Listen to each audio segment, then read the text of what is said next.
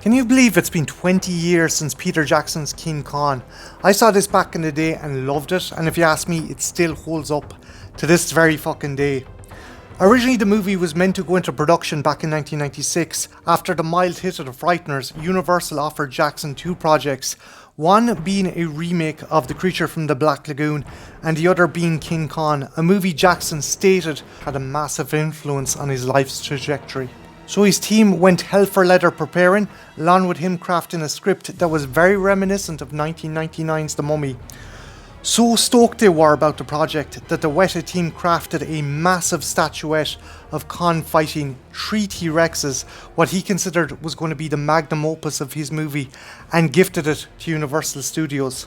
Sadly, not long after this, Universal got wind of TriStar's Godzilla remake and Disney's remake of Mighty Joe Young, and fearing competition, they pulled the project. Jackson was so incensed by the studio's actions, he demanded the statue be returned, and it still sits to this very day in the lobby of Weta Studios.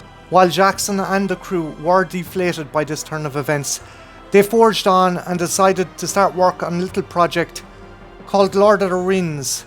And yeah, if you pardon the pun, this was a double-edged sword. It would mean it would be a while before they returned to the project of King Kong, but they used what they learned on the Rings movies to perfect their vision of King Kong and to make their version of this monster masterpiece their own. With the cinematic acclaim of the Rings movies behind them and Weta having perfected their craft, Jackson essentially dusted off his old script and fine-tuned it to being more in line with the 1933 movie. He cleverly crafted something a whole new generation who had never seen Kong before could be enthralled by. And that was the key. He made it his own and didn't do a complete copy and paste job to the original. He wanted to put his own stamp on this version and flesh out what today would be considered very one-dimensional characterizations. But with that being said, he did have a loving wink and nod to that original script, in that Carl Denham's script for his movie in this version is verbatim the dialogue from the original 1933 King Kong. Casting was going to be paramount for Jackson with the structure of his cast. He went for an absolutely stacked fucking cast.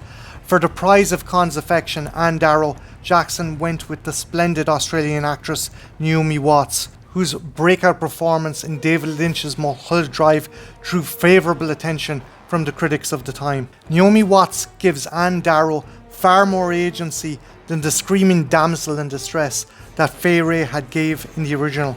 There's a warmth and a likability that makes it feasible that Darrow could find pity and empathy for Kong in this version, where we see two lost souls brought together in ultimately tragic circumstances. For the role of Jack Driscoll, Jackson made the biggest departure character-wise.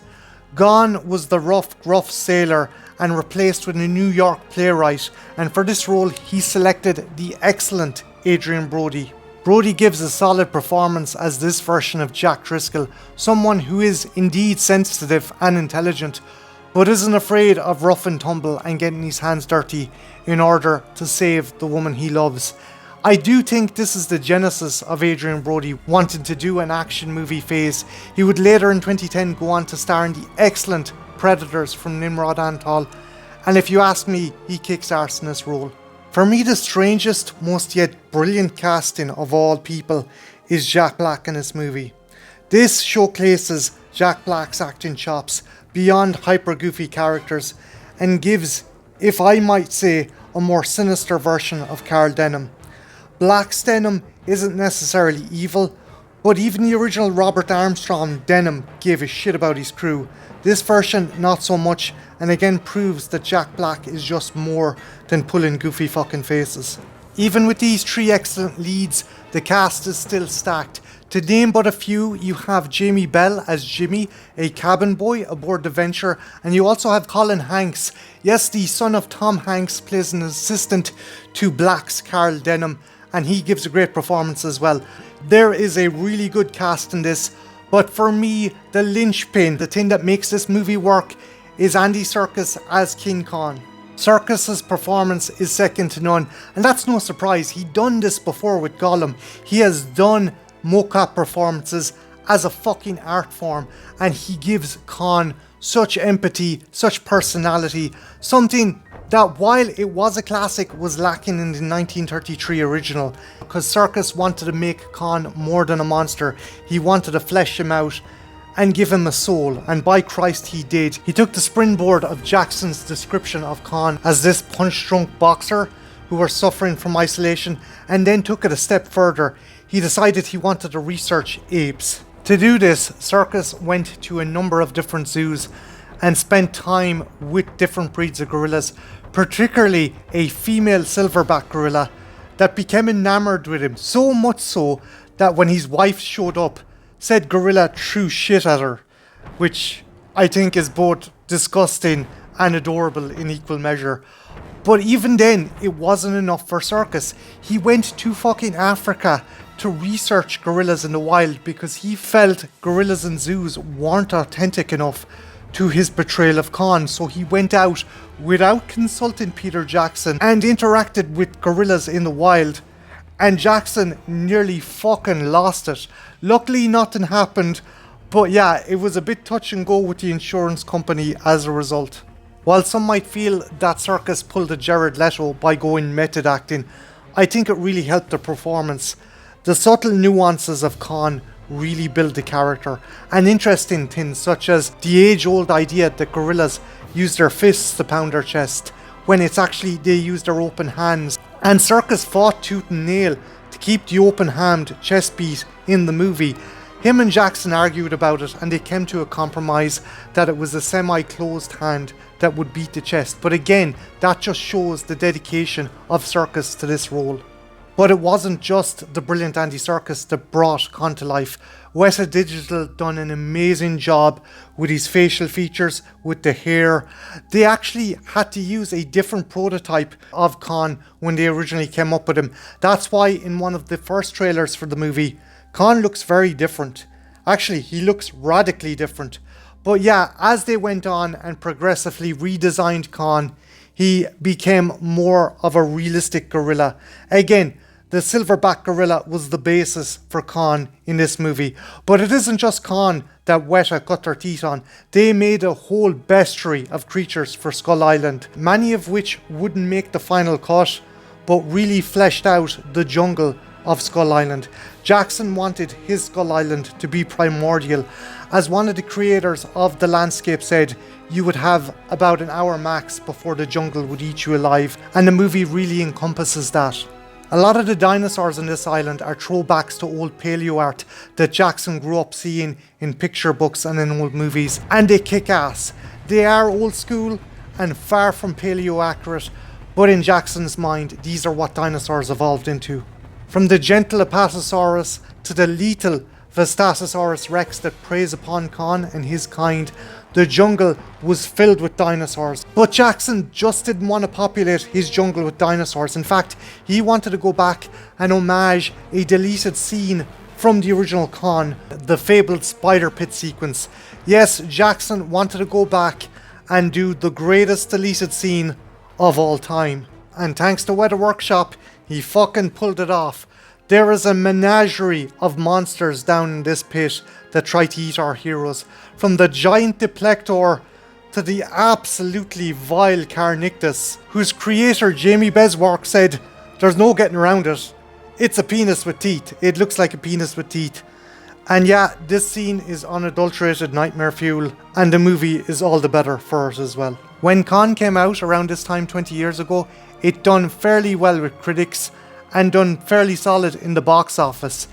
And as a result, like any big budget movie at that time, a whole host of merchandise came out. In fact, we got a launch title for the Xbox 360 with this movie in Peter Jackson's King Kong the game. Now, Jackson had been disappointed with the Lord of the Rings video games. He felt that they were more of an arcadey hack and slash, and as a result there wasn't much to it. So with this, Jackson decided to go with Ubisoft and Michael Ansel. They had done the Beyond Good and Evil games, and Jackson wanted them to craft something that was a unique experience for this game. So you got two different perspectives.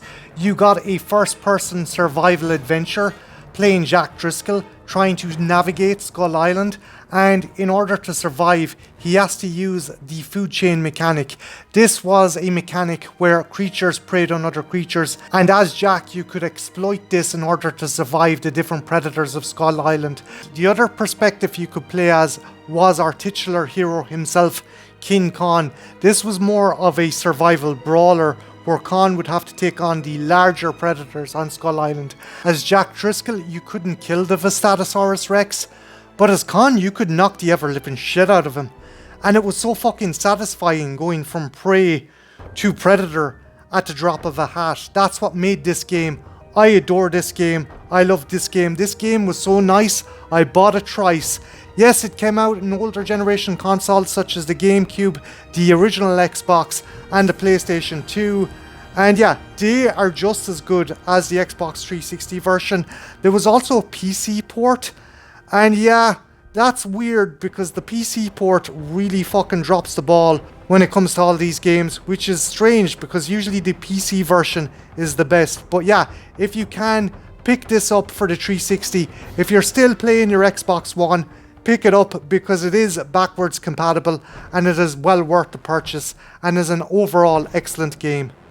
Playmates, the toy legends that they are, released a bunch of playsets featuring Khan and a whole host of other creatures. I had one of these sets and my dumbass sold it off and I'm regretting it ever since. These were really cool figures that came with little miniature humans that the dinosaurs and Khan could stomp and eat. And yeah, they just fucking kicked arse and they don't make toys like this anymore. Another awesome piece of expanded media from this movie is The World of Khan and Natural History of Skull Island.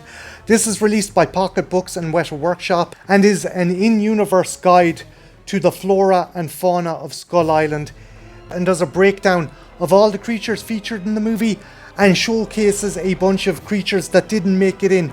Weta done an entire fucking ecosystem that didn't make it into this movie, and if you're a fan of this movie, this book's a must. Sadly, it goes for a fucking king's ransom on eBay, and I am so fucking lucky to have gotten it back in the day when I did.